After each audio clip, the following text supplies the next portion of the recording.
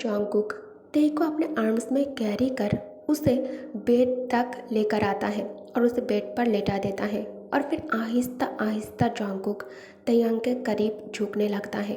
ते दोनों हाथ जॉन्गकुक और खुद के बीच में रख लेता है ताकि वो दोनों के बीच में गैप क्रिएट कर सके, लेकिन जॉन्गकुक ते के सारी चालाकी और कोशिशें बेकार कर देता है।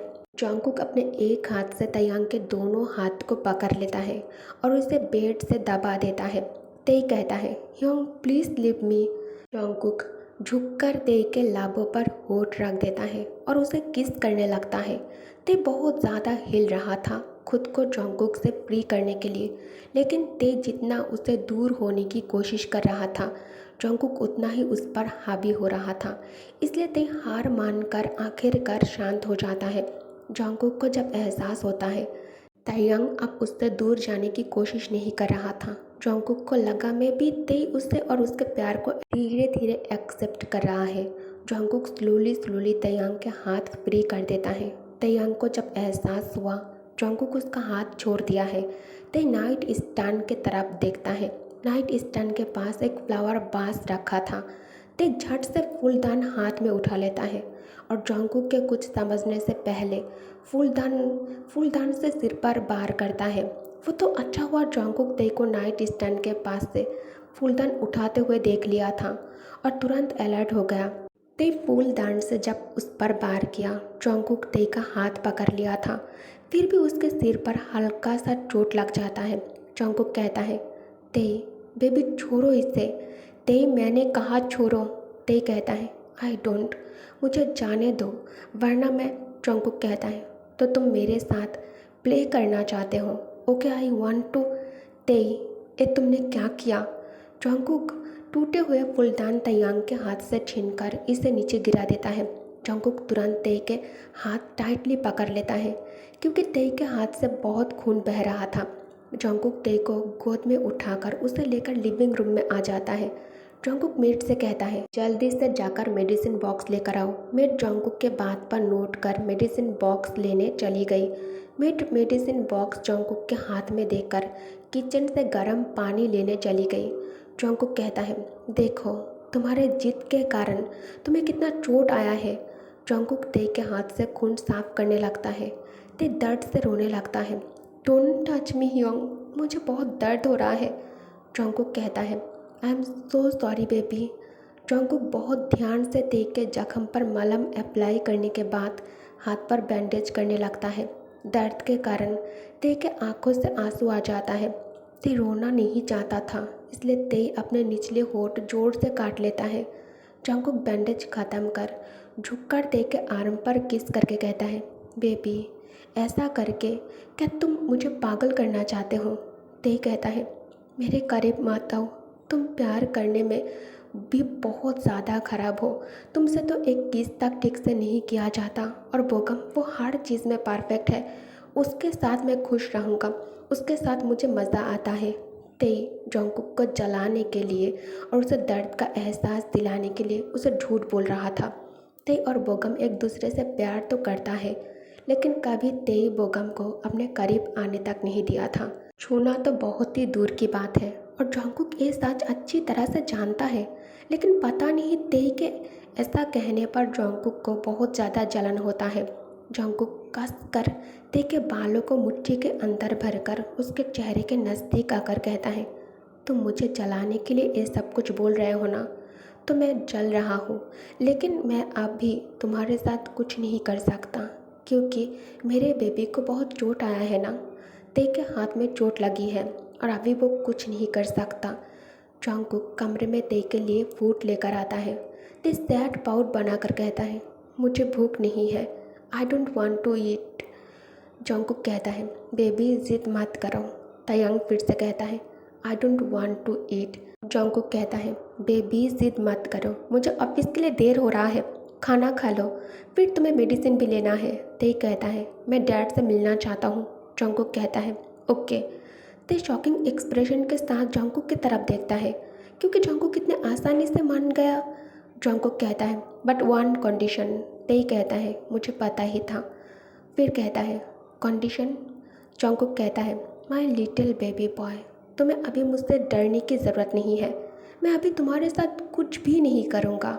अभी तुम मेरे हाथ से खाना खा लो और फिर ये दवाई ले लो। मैं खुद तुम्हें डैड से मिलवाने हॉस्पिटल लेकर जाऊँगा। ते मन ही मन कहता है, मैं डैड से मिलने के लिए कुछ भी कर सकता हूँ। ते जोंगकुक के हाथ से चुपचाप खाना खाने लगता है।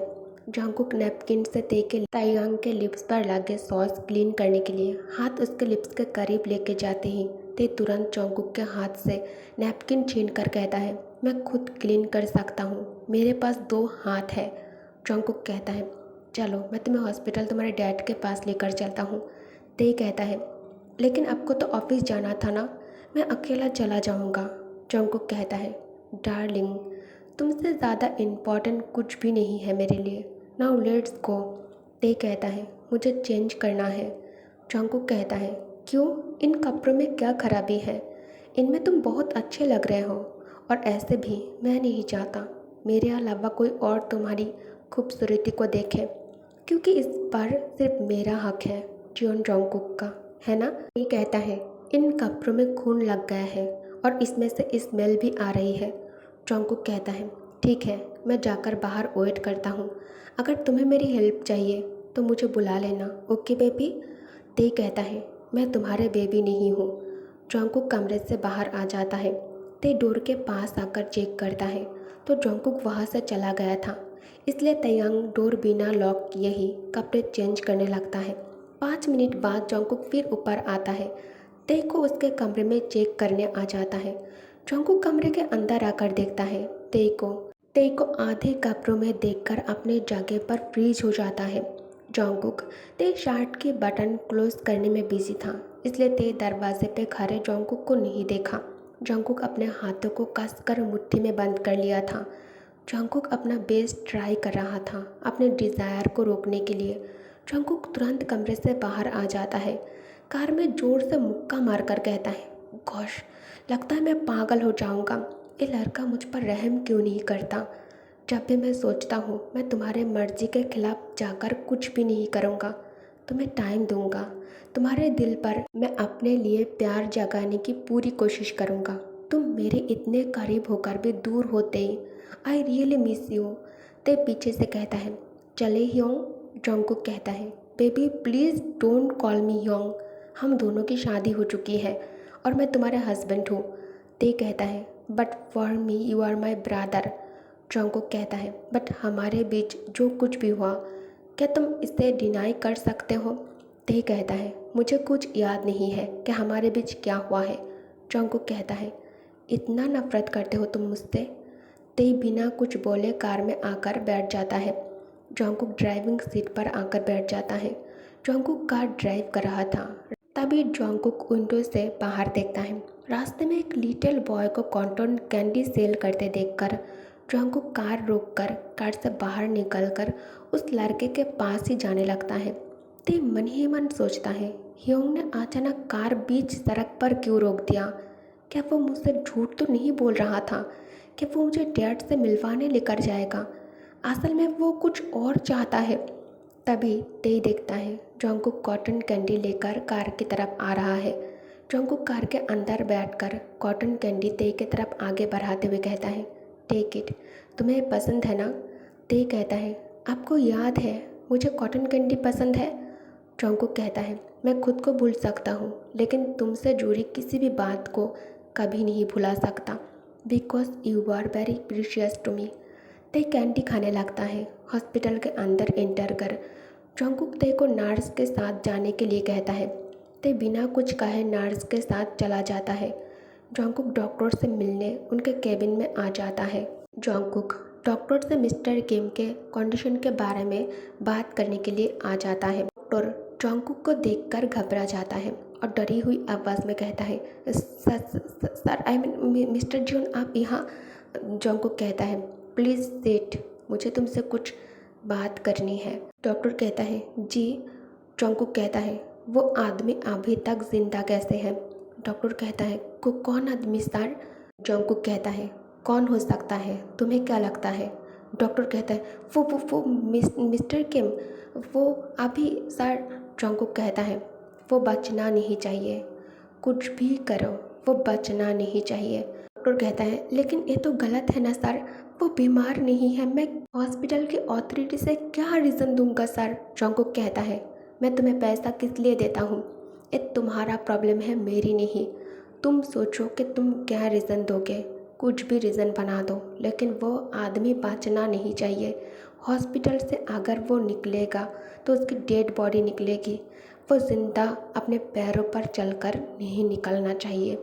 ओके, ये कहकर जॉन्गकुक डॉक्टर के केबिन से बाहर निकल जाता है और दूसरी तरफ तेई अपने डैड के पास बैठकर रो रहा था। मिस्टर किम जो तेई से कुछ बोलने की कोशिश करता है, लेकिन जैसे ही मिस्टर किम ने विंडो के बाहर जॉन्गकुक के आदमी को देखा तो वो चुप हो जाता है। तयंग कहता है डैड डैड आप कुछ बोल रहे थे, डैड प्लीज़ मुझसे बात करो, मैं आपको सुनना चाहता हूँ। तभी जॉन्गकुक कमरे के अंदर एंटर करता है। ओके गाइस, तो इस पार्ट को मैं यही एंड करती हूँ। Thanks for watching, bye bye.